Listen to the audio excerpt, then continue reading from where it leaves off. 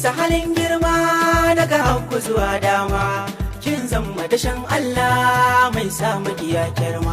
Kanka da makashin koma kin sa makiya fama, ko fatan karamin jaki bayar bisa wangewa.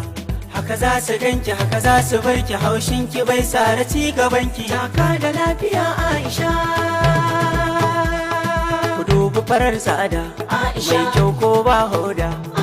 Ta kama ibada an yi mata shaida, ga ta akwai kirki mai ban mamaki, ga daɗin girki kuma ba ta da ake, ba ta nuna fushi yanzu amarya ce, ke yar baiwa ce, lallai kin da ce Aisha.